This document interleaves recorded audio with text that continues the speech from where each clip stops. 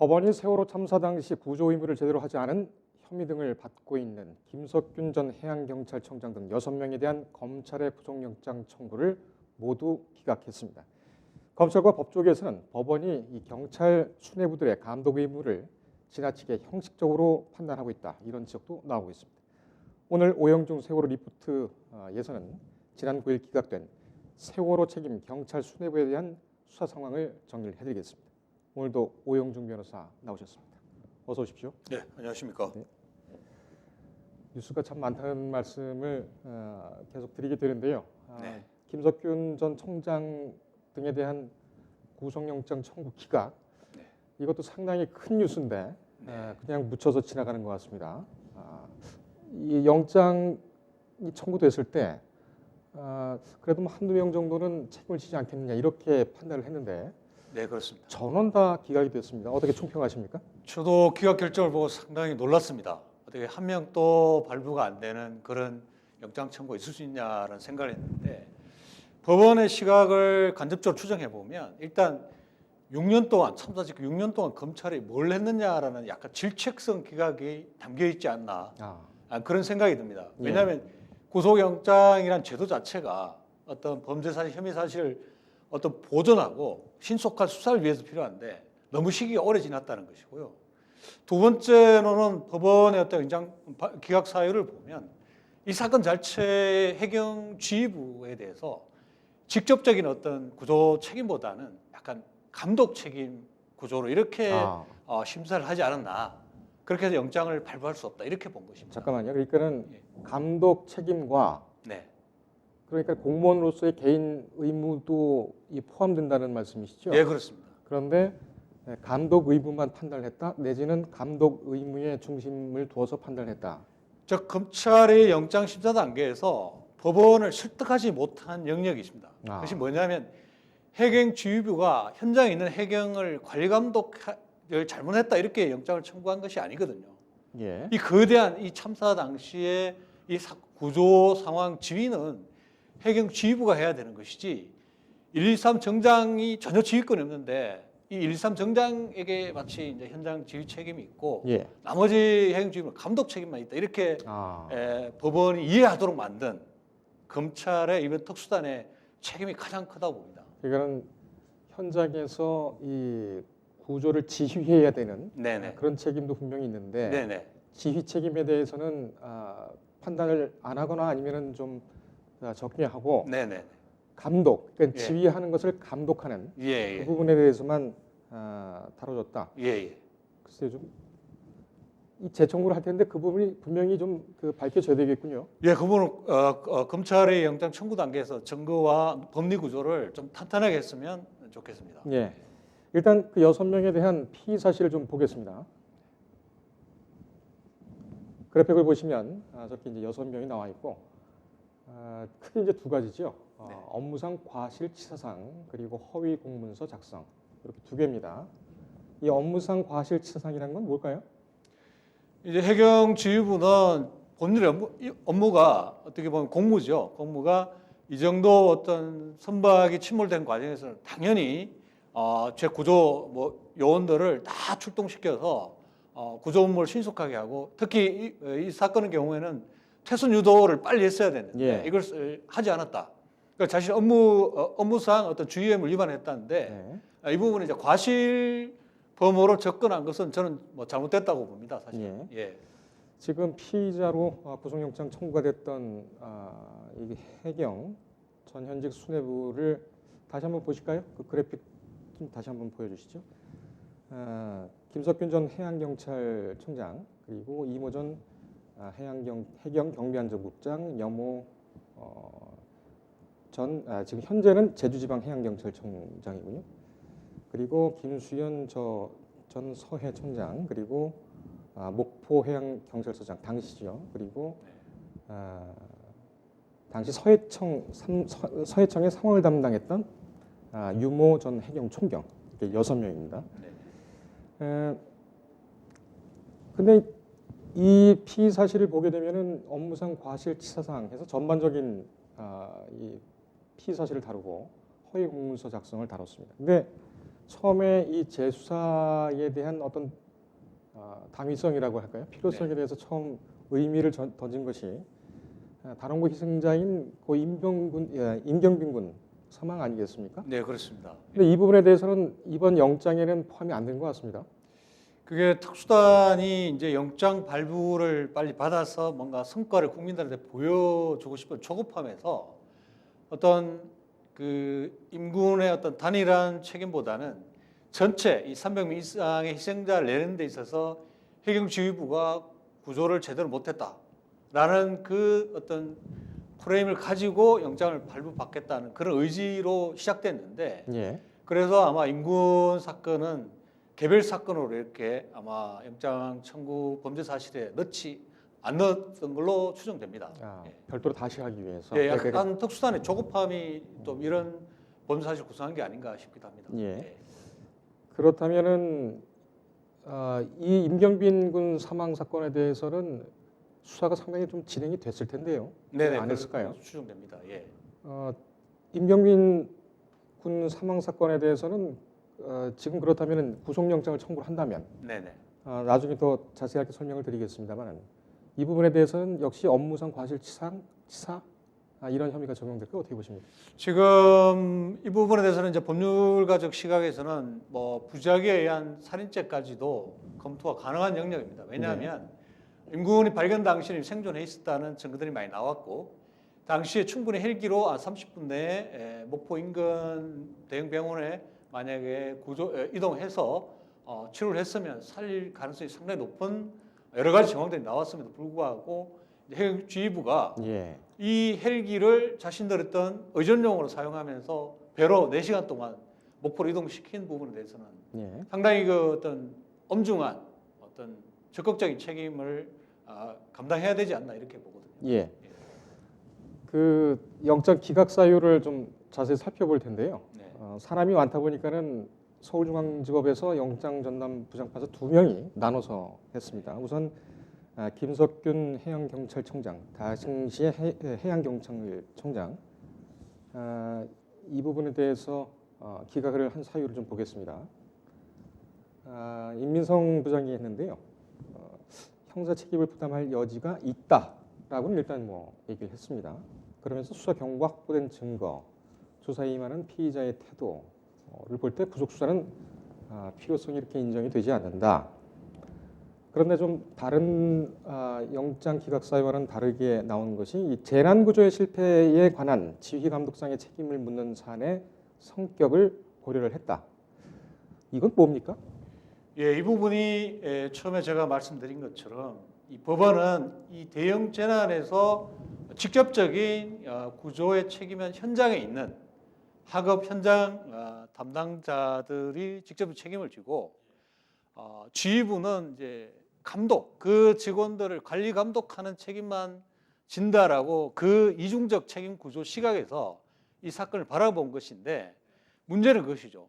이 세월호 참사와 같이 300명이 배 안에 갇혀 있고 그 위험한 상황에서 해군도 출동했고 민간 선박마저도 출동한 상황에서 과연 현장에 있던 123 정장 혼자 이것을 지휘할 수가 없습니다.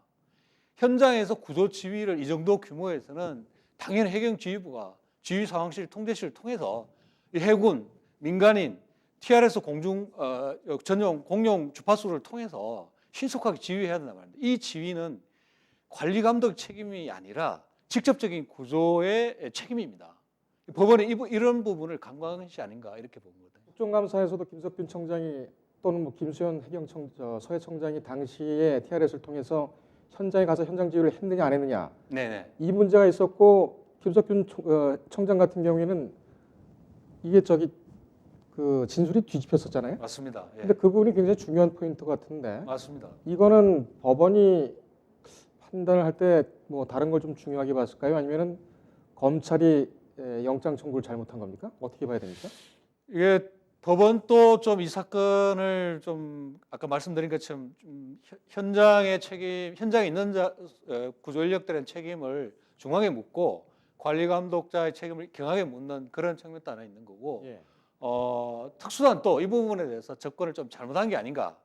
즉 이 정도 되면 사실은 김 청장 같은 경우는 증거인멸까지 여러 가지 이제 증거를 자기 자신들 진술을 번복하고 이러한 진술 번복이 사후적으로 관련자들의 입맞춤까지도 갈 수 있는 부분인데 이런 부분들을 부각 못 시켜서 법원으로 하여금 영장을 기각하게 만든 그런 원인이 특수단을 제공한 게 아닌가 이렇게 보입니다. 상식적으로 보더라도 뭐 국민이 시민이 재난에 지금 처해 있고 네, 거기 주위에 있는 뭐 해경이라든지 경찰 아니면 뭐 공무원이 되겠죠. 네네, 그런데 지휘하는 사람 따로 있고 네, 직접 가서 구하는 사람 따로 있고 예. 그 지휘 감독을 또 감독하는 사람이 또 따로 있고 네, 공문의 그 이때 재난 당시의 어떤 책임은 불가분성이 원칙이 아닌가 이렇게 생각이 상식적으로 되는데요. 네. 어, 이번 법원의 판단에서 상당히 그 부분이 만약 이렇게 가면 앞으로 대형 참사 나더라도 지휘부가 면책할 수 있는 지휘부가 책임을 안 지는 어떤 중대한 나쁜 선례를 남기지 않나 이렇게 생각이 들고요. 세월호 참사가 책임 지휘부가 이렇게 잘못했는데 영장 청구하더라도 법원이 이런 식으로 관리감독상의 책임 정도로 이런 시각으로 심사를 해버리면 앞으로 이런 대형 재난 구조 책임을 어떻게 지우겠습니까? 예. 알겠습니다. 영장 기각 사유 중에 또 하나 좀 궁금한 점이 있는데요. 이거는 이제 김승현 서해청장 등과 뭐 나머지 2명, 총 3명에 대한 영장 기각 사유. 다음 그래픽 보여주실까요? 예, 전례 등에 비춰 뭐 쭉 얘기가 나오죠. 그런데 이 신종렬 부장검사, 신종렬 부장판사 영장 전담 부장입니다. 서울중앙지법에 현장 지휘자에 대한 형사처벌 전례를 고려했지만 하고 증거인멸 도주 우려 외에 사고 발생 시기를 고려했다라는 부분이 나옵니다. 그러면서 구속의 필요성이 충분히 소명됐다고 보기 어렵다. 이 부분이 좀 앞에 임민성 부장의 판단과는 좀 다릅니다. 네. 근데 왜 사고 발생 시기를 언급을 했을까요?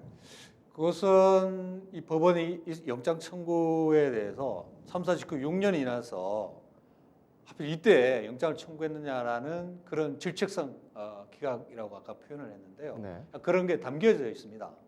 그러니까 통상 형사 사건에서 어떤 범죄를 저지른 사실과 증거와 그 당사자 확인되면 신속하게 영장을 청구해야 되는데 예. 너무 오래 시간을 끌고 어떻게 보면 특수단을 발족해서 이렇게 한꺼번에 영장을 청구하면서 어떤 제대로 된 어떤 범죄 사실의 소명을 제대로 안 하고 이렇게 영장 청구하는 게 아닌가 여러 가지 이제 복합적으로 이런 표현을 써서 기각 사유를 표시한 것이죠.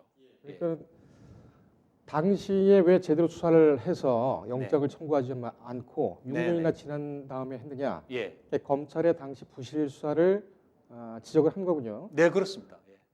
완곡하고 뭐 우론적인 표현으로 해가지고 했지만은 이건 뭐 당시 수사가 잘못됐다는 것을 지적을 한 거군요. 예, 그렇습니다.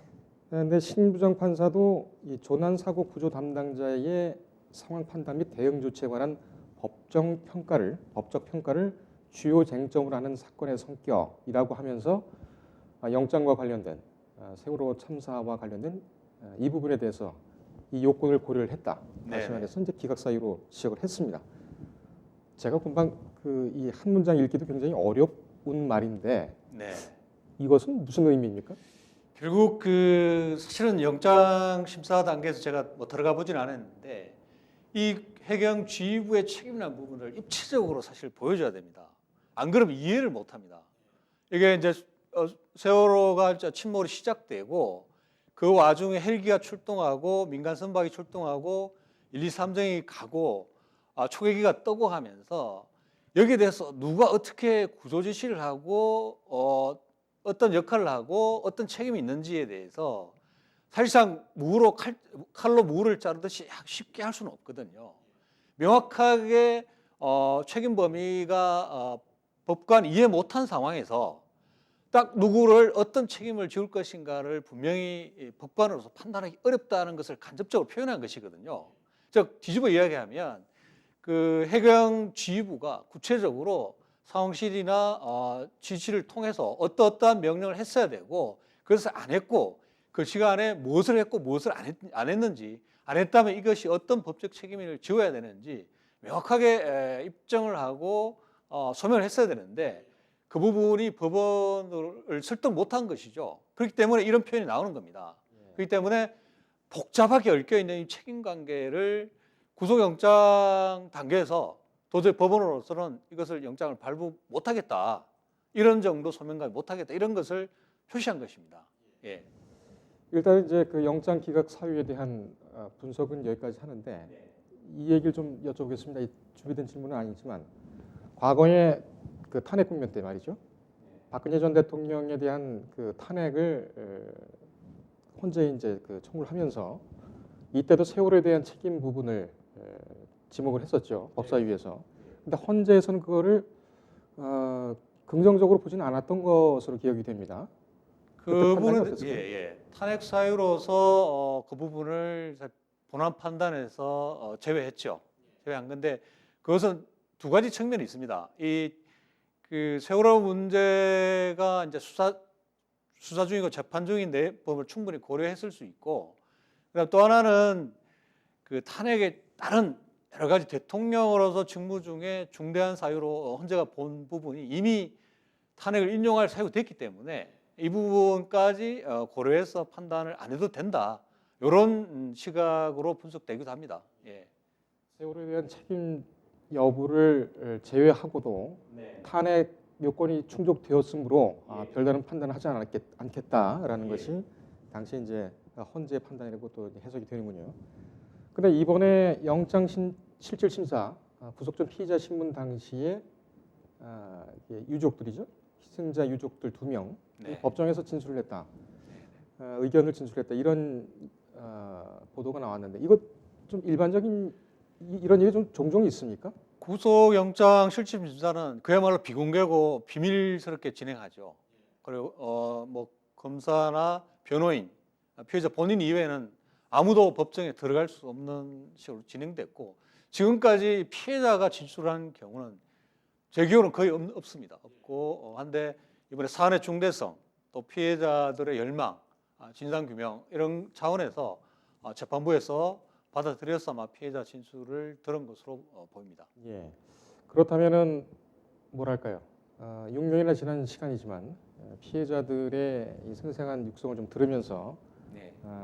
이 영장 실질 심사를 좀 제대로 해봐야 되겠다. 이런 의지로는 보이는데 하여간 뭐 결과는 이렇게 됐습니다. 네네.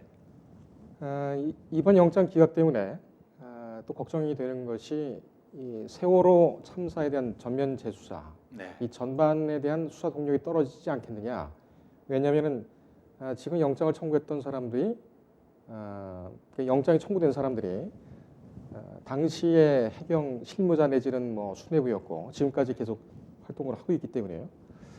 이 수사 차질이 불가피할 것 같은데 어떻게 보십니까? 예, 상당히 동력이 떨어질 수밖에 없고요. 왜냐하면 이제 이 해경 지휘부 책임을 빨리 물어야 된다는 것은 6년 동안 가족들이 계속해서 외쳤던 내용입니다. 그런데 영장 기각 단계 내용을 봐도 그렇고 특수단이 어떤 증거를 제출했는지 모르겠는데 지금 이렇게 기각돼 버리면 사실 추가적으로 뭔가 새로운 범죄 사실이 나오지 않은 이상 수사를 좀 활력 있게 할 수 없는 그런 상황에 이르렀습니다. 예. 검찰 특별수사단은 뭐 영장을 재청구하겠다. 보강 수사를 거쳐서 뭐 하겠다는 일단 방침입니다. 네. 근데 이 영장 재청구 시에는 피의 사실을 추가할 수 있습니까?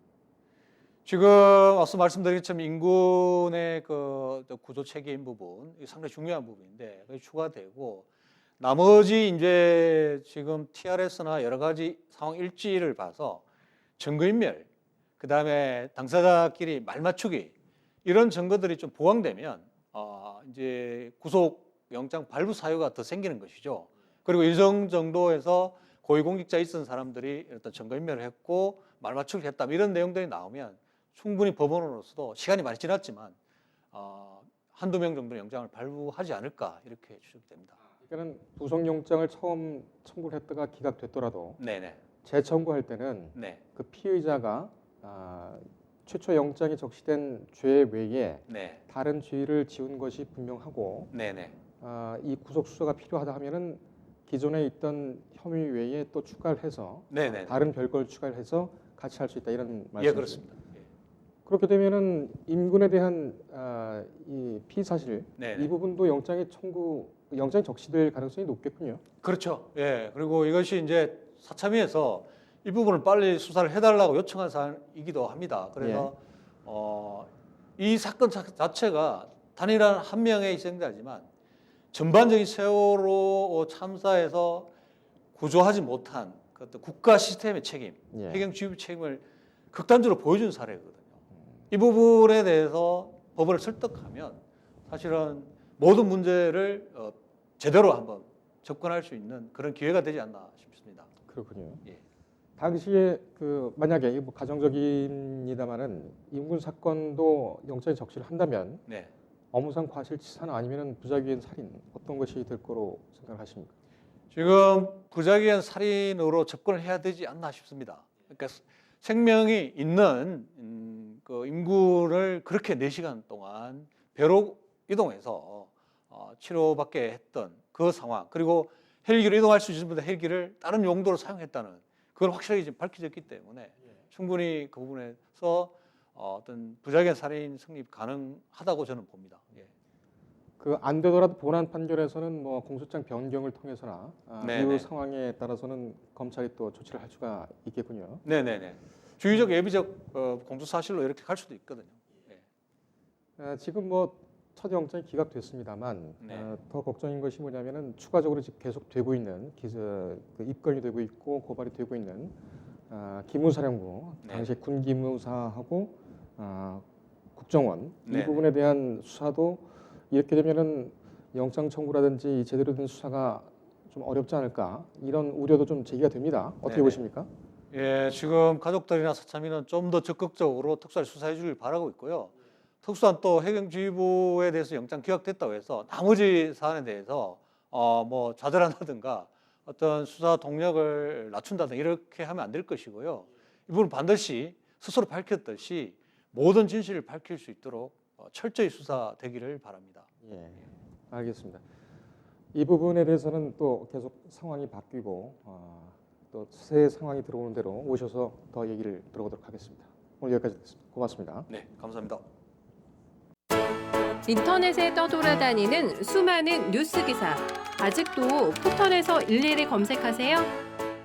이제 뉴스통에서 터치 한 번으로 손쉽게 확인하세요.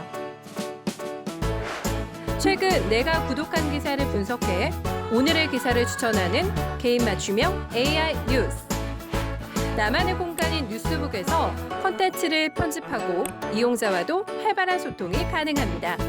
사진과 영상 자유롭게 이동하고 언론사 기자들이 실시간으로 업로드하는 동영상도 확인해보세요. 더 풍성하고 새로워진 뉴스통. 지금 바로 만나보세요.